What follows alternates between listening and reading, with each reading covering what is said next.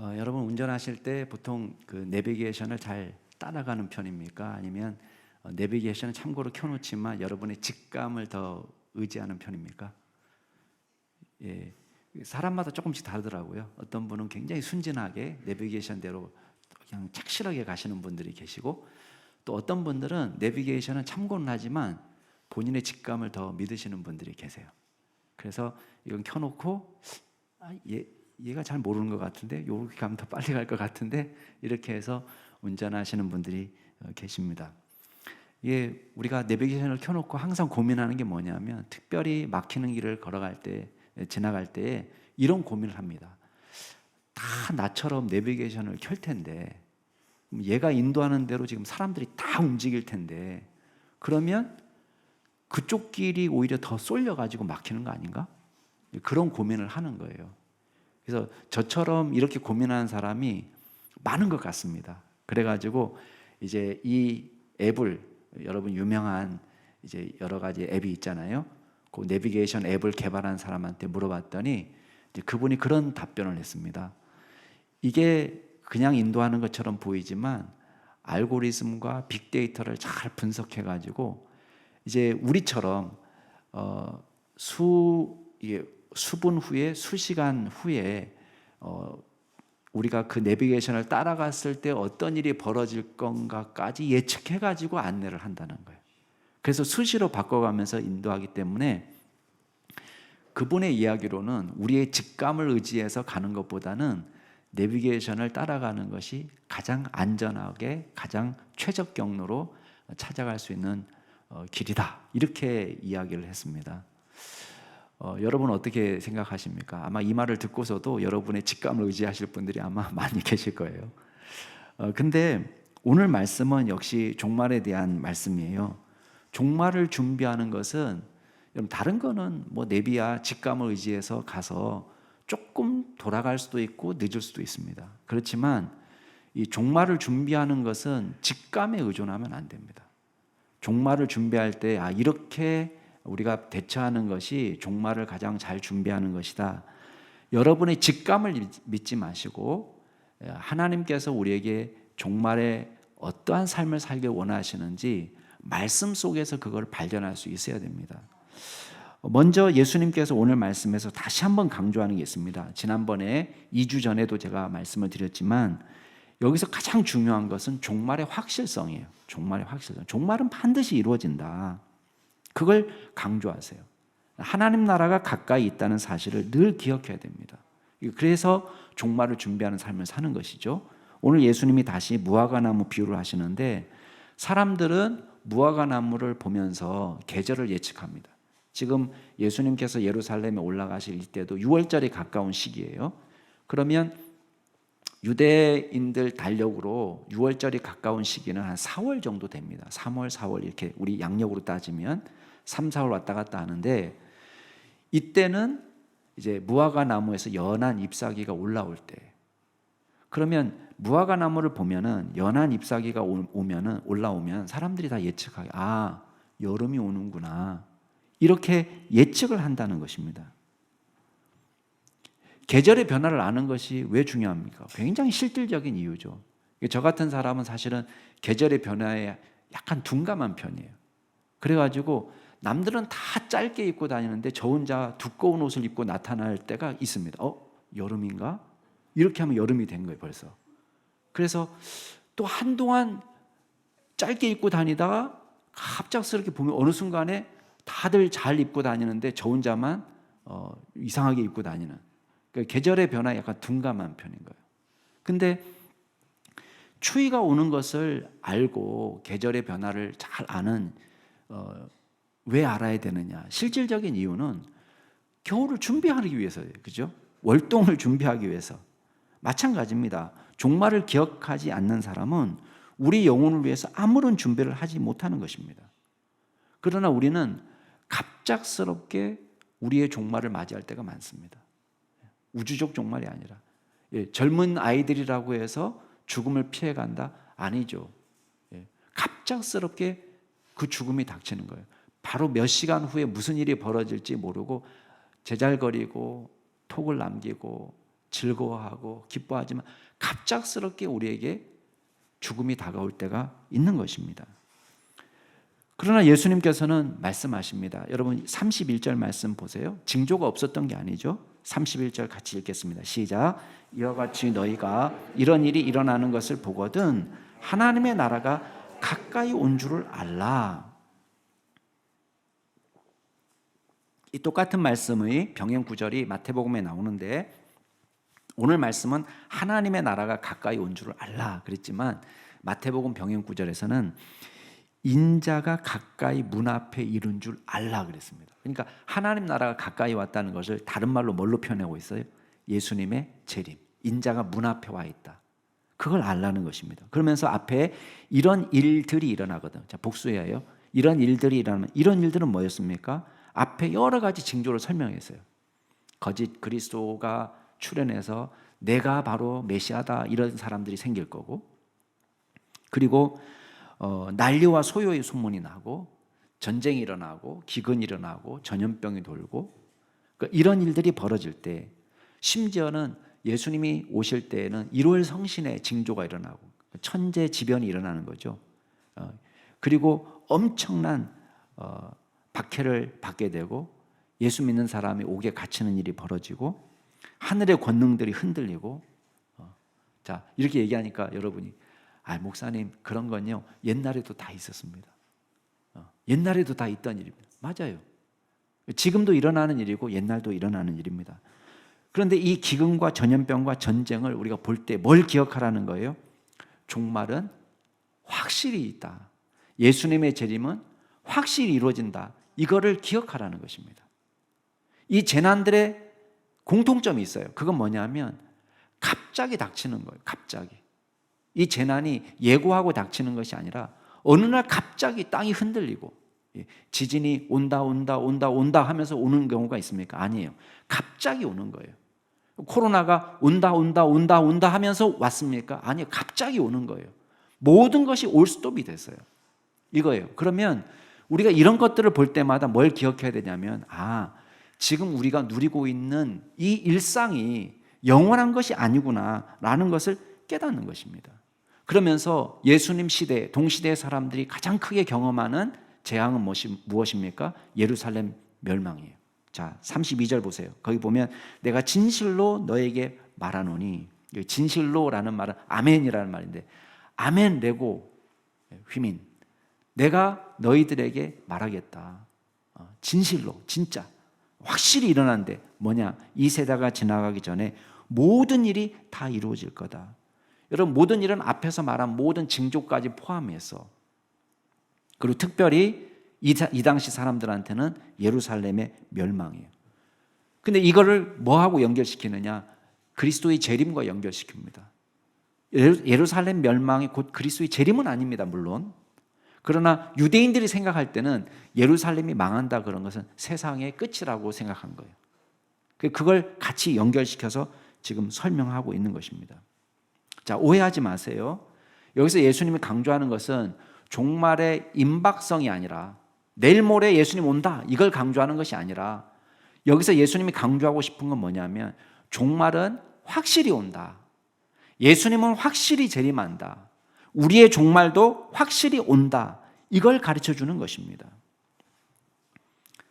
만약에 여러분이 생각할 때 목사님 그래도 재림은 아직 많이 남은 것 같습니다. 재림이 더딘 것처럼 보이는 것도 그것도 저와 여러분에게 기회를 주시는 거예요. 여러분 다시 한번 말씀을 한번 찾아보세요. 여기 누가복음 딱 펼쳐놓고 베드로 후서로 가보겠습니다. 베드로 후서 3장 9절 말씀 한번 읽어보세요. 신약 성경 끝에 있습니다. 요한계시록 거의 갈 때까지 여러분 끝으로 가시면 베드로 후서가 요한서신 앞에 있어요. 베드로 후서 3장 9절 말씀. 베드로 후서 3장 9절 말씀 같이 한번 읽어볼까요? 베드로 후서 3장 9절 시작. 주의 약속은 어떤 이들이 더디다고 생각하는 것 같이 더딘 것이 아니라 오직 주께서는 너희를 대하여 오래 참으사 아무도 멸망하지 아니하고 다 회개하게 이르기를 원하시느니라. 여러분 예수님께서 인자가 가까이 온 줄을 알라. 근데 2000년이 지나간 거예요. 여러분 생각할 때는 에이, 예수님은 양치기 소년인가? 늑대다! 그런데 늑대가 아니고, 또 늑대다! 하면 아니고, 이런 것처럼 예수님은 내가 재림한다! 그리고는 안 오시고, 재림한다! 하고 안 오시고, 양치기 소년인가? 이렇게 생각하기가 쉽다는 거예요. 근데 지금 베드로후서에서 벌써 그 당시에도 왜 예수님 안 오셔? 이런 질문이 나오는 거예요. 그때 베드로가 이렇게 이야기합니다. 어떤 사람이 더디다고 생각한 것처럼 더딘 것이 아니다. 예수님의 재림이 오래 지연되는 것처럼 보이는 이유는 주님이 우리를 향한 오래 참으심이다. 이걸 기억해야 된다는 거예요. 하루 더 연기하면 회개할 사람이 있어요. 하루만 더 연기해주면 또 회개할 사람이 있어요. 이게 자꾸 하루만 더 하면 구원받을 사람이 생기기 때문에 이게 자꾸 연기되는 것처럼 보이는 거예요. 그러니까 주님이 우리에게 대해서 오래 참으시고 한 사람도 지옥에 가지 않고 우리 모두가 다 구원받기를 기뻐하신다. 다 회개하고 주님 앞에 나오기를 원하신다. 그것 때문에 재림이 자꾸 지연되는 것처럼 보이는 것입니다. 그렇지만 예수님 또 당시 강조하는 건 뭡니까? 33절에 보면 천지는 없어지지만 예수님의 말씀은 없어지지 않는다는 거예요. 주님이 다시 오신다는 그 약속은 절대 없어지지 않는다. 그걸 우리에게 강조하는 것입니다. 자, 다시 한번 제가 강조하겠습니다. 재림은 반드시 이루어집니다. 그리고 개인의 종말도 반드시 찾아옵니다. 제자들이 생각할 때는 예루살렘 무너지지 않을 거라고 생각했습니다. 그러나 예루살렘 성전도 무너졌습니다. 재림의 징조들을 보면서 우리가 깨닫는 게 있습니다. 고운 것도 영원하지 않고, 건강도 영원하지 않고, 우리의 총기도 영원하지 않고, 권력과 명예도 일장춘문입니다. 1세기 그리스도인들이 볼 때에는 철옹성 같던 로마 제국도 영원하지 않습니다. 대한민국도 영원한 게 아닙니다. 남양주 충신교회도 미안하지만 영원하지 않습니다. 오직 하나님의 나라만 영원할 뿐이에요. 주님의 말씀만이 영원할 뿐입니다. 그렇기 때문에 예수님께서 우리에게 기대하시는 삶이 있습니다. 그것은 뭐냐? 종말의 확실함을 믿고 우리가 준비하는 삶이에요. 계절의 변화를 분별하는 지혜보다도 더 중요한 지혜가 뭐냐? 그리스도의 재림을 믿으며 살아가는 것입니다. 우리의 노후를 준비하는 것보다 더 중요한 게 뭐냐? 저와 여러분이 살고 있는 집을 구입하는 것보다 더 중요한 준비가 뭐냐? 저와 여러분의 종말을 기억하며 사는 것입니다. 그 지혜가 여러분에게 있기를 주의 이름으로 축원합니다. 두 번째 기억할 게 있습니다. 그러면 가장 확실한 재림 준비는 뭐냐? 우리가 누가복음 17장 이야기할 때도 제가 말씀드렸어요. 가장 확실한 재림 준비는요, 예수 잘 믿는 거예요. 예수 잘 믿는 거. 예수님이 기뻐하시는 삶을 사는 것입니다. 여러분, 한경직 목사님이 후배 목회자들이 찾아와가지고 목회 잘할 수 있도록 좀 한마디 조언을 부탁합니다. 팁을 부탁합니다. 이야기했을 때 한경직 목사님 다른 얘기 안 했어요. 목사님들 예수 잘 믿으세요. 이게 되게 유명한 이야기입니다. 여러분 아마 들어보셨을 거예요. 여러분, 목사를 앞에 놓고 예수 잘 믿으세요. 우습지 않습니까? 마치 이런 거예요. 100m 육상 경기 하는 선수를 앞에 놓고 똑바로 서 있으세요. 그거랑 똑같은 거예요. 지금 100m를 10초에 뛰느냐 9초에 뛰느냐 이러고 있는 사람한테 똑바로 서 있으세요. 말이 안 되는 거예요. 근데 지금 목회를 하고 복음을 전하고 하나님 나라를 위해서 일하는 목사들한테 예수 잘 믿으세요. 이 말은 뭐겠어요? 예수 잘 못 믿는 목사도 있을 수 있다는 거예요. 여러분, 목사만 그렇습니까? 예수 잘 못 믿고 예수 잘 안 믿고 그냥 거칠에만 크리스찬으로 살아가는 사람들도 많이 있다는 거예요. 여러분, 그리스도의 재림을 준비하는 가장 확실한 비결은 뭐냐? 예수 잘 믿는 것입니다. 예수님이 이거를 오늘 말씀에서는 항상 기도하며 깨어있으라라고 말하고 있습니다. 그렇지 않으면 우리 마음이 둔해진다는 거예요. 여러분, 34절 말씀 같이 한번 읽어볼까요? 34절 시작. 너희는 스스로 조심하라. 그렇지 않으면 방탕함과 술취함과 생활의 염려로 마음이 둔하여지고 뜻밖의 그날이 덕과 같이 너에게 임하리라. 여러분, 이 사람의 특징은 뭡니까? 왜 방탕함과 술 취함에 생활의 염려에 마음이 둔해지고 있습니까?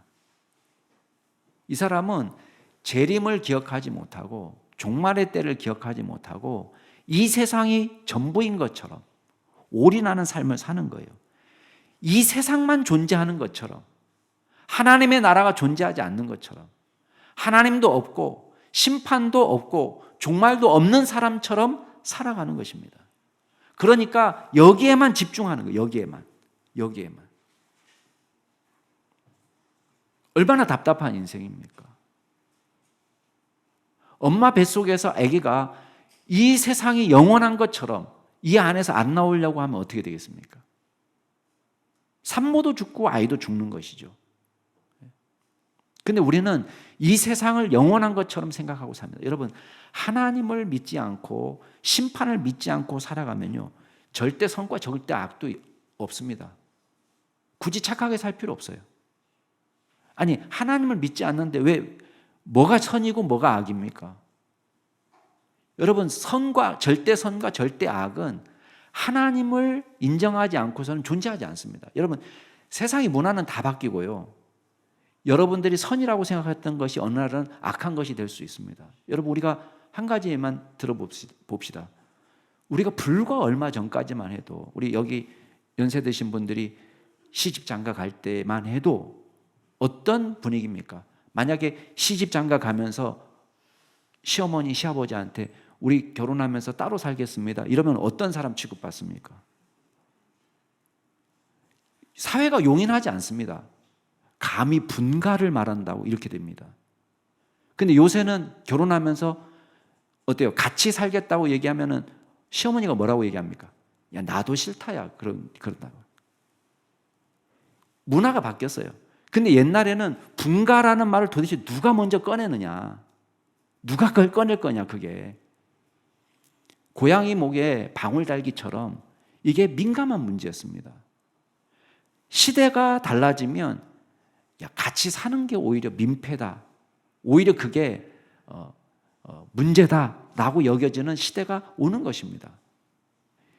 선과 악의 절대 기준이 없어지는 거예요. 여러분, 불과 얼마 전까지 파푸아 일부 부족은 사람을 잡아먹는 것을 죄로 여기지 않았습니다.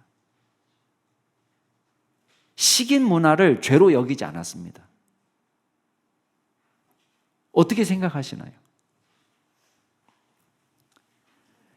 여러분, 하나님을 인정하지 않고 종말을 인정하지 않고 심판을 인정하지 않으면 굳이 착하게 살 필요 없어요. 그죠? 이 세상이 전부면은 온갖 방법과 수단을 가리지 않고 이 세상에서 출세하는 것, 하나님이 계시지 않는다고 하면, 심판도 믿지 않는다고 하면 자신의 행복을 극대화하는 것이 선이 되는 것입니다. 얼마나 무서운 사회가 되겠습니까? 방탕하게 살든 술에 찌들어 살든 본능이 이끄는 대로 내가 하고 싶은 대로 하면 됩니다. 먼 미래를 걱정하지 않습니다. 아니, 죽으면 끝이라고 생각하는데 뭐가 두렵겠어요? 죽으면 끝이라고 생각하는데 여기서 내 마음대로, 내 하고 싶은 대로 두 번 살 것도 아닌데, 그렇죠? 왜 여기 앉아 계십니까? 근데 우리가 하나님을 믿고 그리스도의 재림을 신앙하면 달라집니다. 34절에 보면은 예수님께서 스스로 조심해라 이렇게 얘기합니다. 스스로 조심하라는 말씀을 36절에서는 항상 기도하며 깨어 있으라 라고 말합니다. 어떻게 하는 게 깨어 있는 것입니까? 온종일 교회에서 살라는 말입니까? 어떻게 생각하세요? 직장도 그만두고 가정생활도 소홀히 하고 매일 앉아가지고 하루 세끼 밥 먹고 화장실 가는 시간 빼놓고는 성경 읽고 기도하고 성경 읽고 기도하고 그렇게 살라는 뜻입니까? 그게 항상 기도하고 깨어있으라는 말입니까? 말씀과 기도는 중요합니다. 우리가 거룩하게 삶을 사는 원동력이 됩니다. 하나님의 능력을 입을 수 있는 원동력이 됩니다. 우리의 모든 슬픔과 괴로움을 이겨낼 수 있는 원동력이 됩니다. 그러나 여기서 항상 깨어 기도하라는 말씀, 스스로 조심하라는 말씀은 만사를 제쳐놓고 교회에서만 살라 그런 뜻이 아니에요. 어떤 사람은 예수님의 재림의 때를 정확히 예측하는 것을 중요하게 생각하는 사람이 있습니다. 스스로 조심하라, 이 말은 재림이 언제 올지를 정확하게 예측하고 계산해내야 된다고 생각하고 거기에 천착하는 사람들이 많이 있습니다.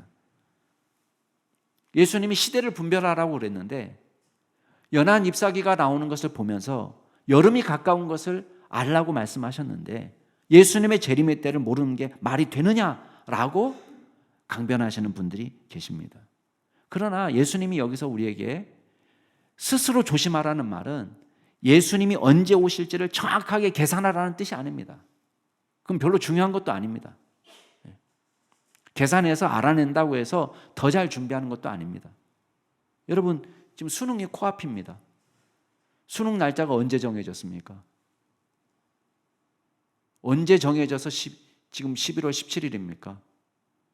그게 오래전부터 정해진 거예요. 11월 셋째 주 목요일이에요. 11월 셋째 주 목요일. 매해마다. 지난번에 지진 와가지고 일주일 연기된 적은 있지만은 이게 바뀌지 않습니다. 당분간은. 11월 셋째 주 목요일. 그럼 내년 수능은 압니다. 여러분, 수능 날짜 안다고 해서 수능 잘 봅니까? 어떻게 생각하세요? 우리 날짜 몰라가지고 못 봤습니까? 아니면 알면서도 못 봤습니까? 알아도 의미 없어요. 재림을 준비하는 게 날짜가 중요한 게 아닙니다.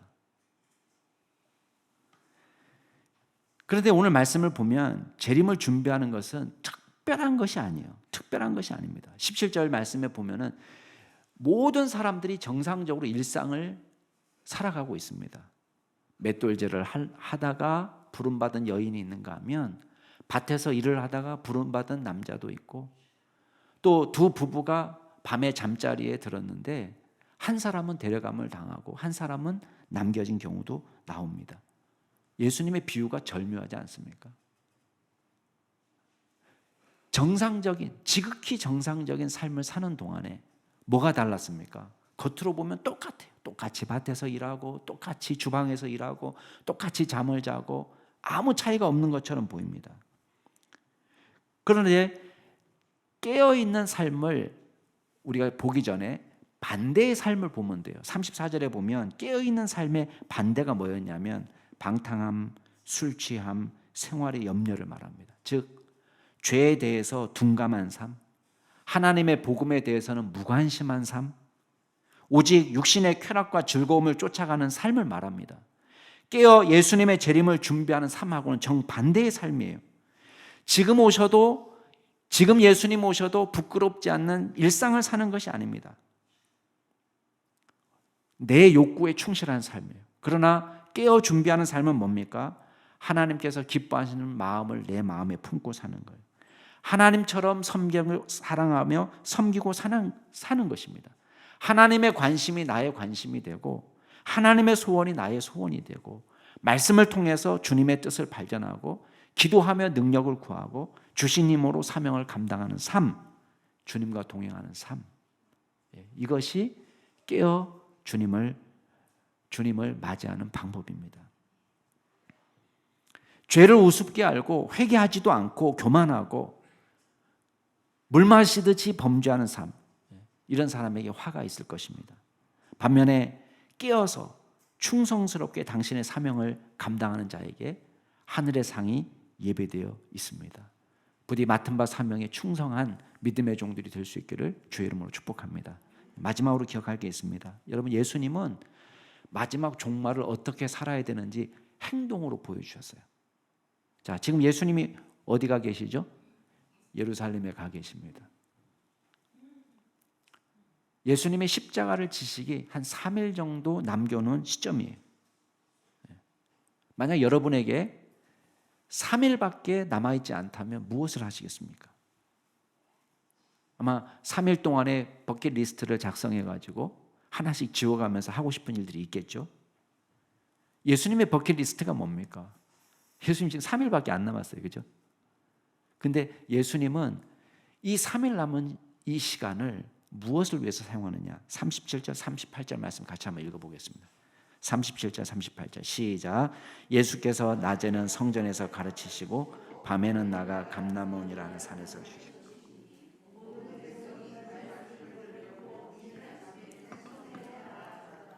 아멘. 무엇에 집중하고 계십니까? 말씀 사역에 집중하고 있습니다.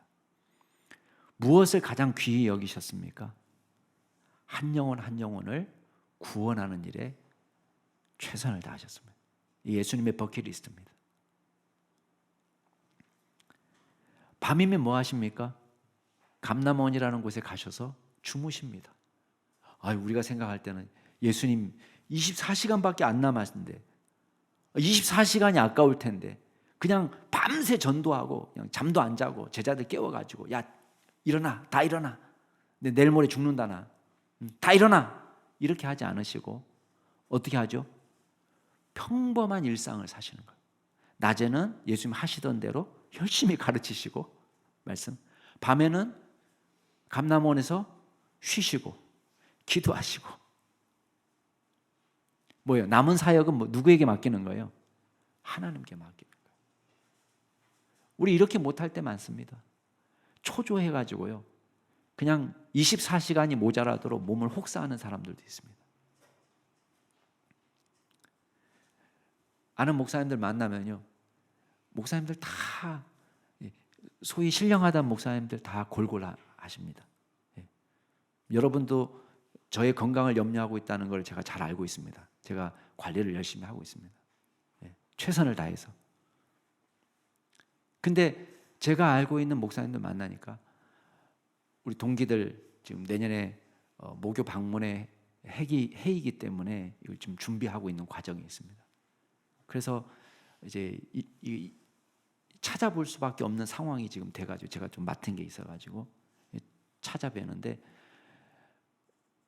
25년 만에 만나는 거잖아요. 졸업하고 나서 많이들 얼굴이 상했습니다. 목사님들 치고요, 진짜 부항 안 뜨시는 목사님들 없어요. 다 온몸에 그냥 그 동그란 거 있잖아요. 동그란 자국, 다 부항 자국.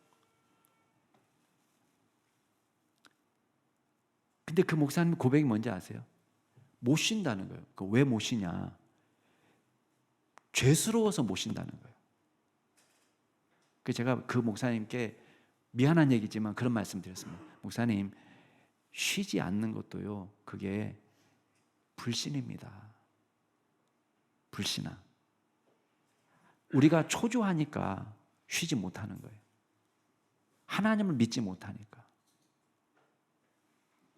잠을 안 잤기 때문에 꼭 이런 거랑 똑같은 거예요. 애 수능 치라고 들여보내놓고 추운 겨울에 부모가 밖에서 엿붙여 놓고 들들들들들 떨고 있는 거예요. 카페라도 들어가서 앉아 있어야 되는데. 왜 그러시냐고 그러면 엄마가, 아들이 시험 치는데 엄마가 돼갖고 따뜻한데 앉아 있을 수 있냐고. 나는 이렇게라도 해야. 여러분, 밖에서 덜덜덜덜 떠는 거하고 애 시험 점수하고 무슨 관련이 있을까요? 아무 관련이 없어요. 그러나 우리가 너무 염려가 되고 걱정이 되면 나를 혹사라도 해서 하늘의 감동을 불러일으키려고 할 때가 있습니다. 우리 그런 심정이에요. 신앙이 아니죠. 목사가 쉬지 못하는 이유는 그거예요. 믿지 못하기 때문에. 여러분, 예수님은 말씀을 가르치시고 그리고 그 결과에 대해서는 하나님께 맡깁니다. 다 구원할 수 없습니다. 재림을 준비하는 것은 특별한 일상을 사는 것이 아닙니다. 여러분, 제가 고3 때 이 종말론, 시한부 종말론이 확 몰아쳐가지고 정신을 못 차릴 때 우리 많은 친구들이 대학 입시를 포기했어요. 예수님 오신다고.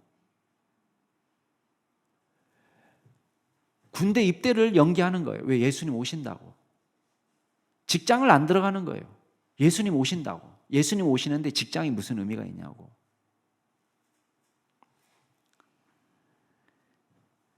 예수님께서 하나님 나라가 가까이 온 줄을 알라. 인자가 구름을 타고 능력과 큰 능력으로 오시는 것을 알라.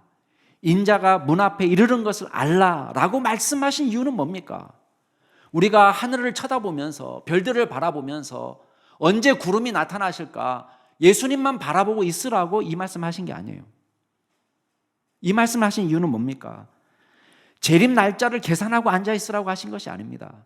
여러분, 요한계시록을 100% 완벽하게 해석한다고 해서 재림을 잘 준비하는 게 아닙니다. 여러분, 첫째인이 떼어진 다음에 일어날 재앙, 둘째인이 떼어지고 난 다음에 일어날 재앙이 무엇인지 100% 정확하게 해석할 길이 없습니다. 많은 상징과 모호함으로 우리는 짐작할 뿐입니다. 100% 완벽하게 해석 못합니다. 그러나 그거 100% 완벽하게 해석해야 재림을 준비하는 게 아닙니다. 재림을 준비할 수 있는 방법은 뭐냐? 예수 잘 믿으면 돼요. 거룩한 일상을 살면 됩니다. 예수님이 오시기까지 그리스도의 증인으로서 살면 됩니다. 여러분, 시간은 우리의 편이 아닙니다. 일할 수 없는 밤이 옵니다. 우리의 전도와 설교를 들을 수 없는 날이 옵니다. 우리 자녀들이 항상 우리 옆에 있는 게 아닙니다. 우리가 권해서 예수를 믿을 수 있는 나이가 금방 지나갑니다. 우리가 권해서 성경을 읽고 우리가 권해서 교회에 가고 우리가 권해서 예수를 믿을 수 있는 나이가 금방 지나갑니다. 우리가 할 일은 무엇입니까? 때를 얻든지 못 얻든지 복음을 전하는 것입니다. 적이 쳐들어왔다. 파수꾼이 제대로 알려줘서 피할 수 있도록 도와줬습니다. 피하지 않고 거기 남아있어서 죽은 건 자기 책임이에요. 근데 적이 옴에도 불구하고 파수꾼이 적이 쳐들어온다 라고 말하지 않았다면 그건 파수꾼의 책임입니다. 저와 여러분의 할 일이 무엇입니까? 예수님은 마지막 남은 3일을 성전에서 가르치십니다. 말씀의 사역을 감당하십니다. 사랑 우리 남양주 중심교회 성도 여러분, 사방에서 위기의 경고음이 들리고 있습니다. 믿는 사람이든 믿지 않는 사람이든 이상 기후를 걱정하고 있습니다. 러시아와 우크라이나의 싸움 때문에 전 세계가 식량난에 시달리고 에너지난에 시달리고 경제 불황을 걱정하고 있습니다. 믿지 않는 사람도 농담 삼아 야 말세다 말세야 라고 말하는 시대를 살아갑니다. 그러나 시대를 걱정하는 것은 믿지 않는 사람들도 하는 일입니다. 그건 우리의 일이 아닙니다. 시대를 염려하는 건 우리의 일이 아닙니다. 시대를 불평하는 것도 우리의 일이 아닙니다. 우리의 일은 무엇입니까? 하루하루 일상 속에서 믿음으로 살아가는 거예요. 하늘에서 마지막 나팔 소리가 울려 퍼질 때 여러분 공중에 날아다니던 새는 뭘 하겠습니까? 마지막 예수님이 오신 날 개미가 뭘 하고 있겠습니까? 새들이 두 팔 벌고 예수님 오실 때까지 기다리고 있는 게 아니에요. 새들은 예수님 오실 때까지 지저귀고 노래하고 자기 사명을 감당하는 거예요. 내일 예수님 오신다고 들에 있는 들꽃이 개화를 중단하는 게 아닙니다. 활짝 꽃을 피울 것입니다. 마찬가지입니다.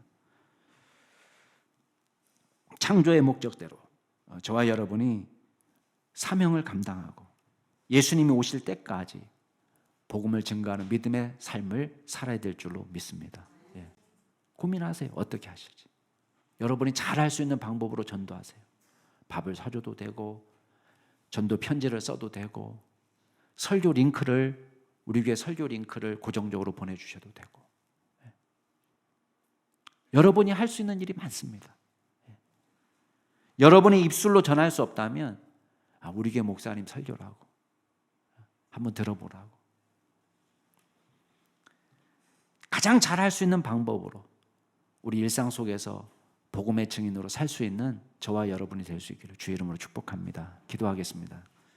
우리 시간 같이 한번 기도하실 때 우리 성령의 능력을 간구하면서 마지막 재림을 잘 준비하는 믿음의 종으로 설 수 있도록 도와달라고 주님 앞에 통성으로 기도하면서 나아가겠습니다. 기도하겠습니다. 오 존귀하신 하나님 아버지, 우리는 부족하고 능력이 없지만 하나님께서 저희들을 사랑으로 돌봐주시고 인도하여 주셨습니다. 하나님, 예수 그리스도의 재림의 때를 우리가 잘 준비하는 저희들 되게 하여 주시옵소서. 하나님, 쓸데없이 시한부 종말론에 사로잡히지 않고 우리의 일상을 거룩하게 살아가며 믿음으로 살아가는 저희들 될 수 있도록 도와주시고, 하나님만 바라보며 주여 복음 안에서 살아갈 수 있는 귀한 종들이 되게 하여 주옵소서. 예수 잘 믿게 하여 주옵소서. 거룩한 삶을 살게 하여 주옵소서. 주님의 말씀을 사모하며 살게 하여 주옵소서. 우리의 사명을 감당하게 하여 주옵소서. 주님이 원하시고 기뻐하시는 자리에 서게 하시고, 주님이 우리에게 소원하시는 것을 감당할 수 있는 믿음의 종들이 되게 하여 주시고, 맡겨주신 사명에 소홀함이 없도록 하나님께서 저희들을 붙잡아 주시옵소서. 주님께 온전히 영광 올려드립니다. 주님께서 친히 함께하여 주실 줄 믿고 감사드립니다.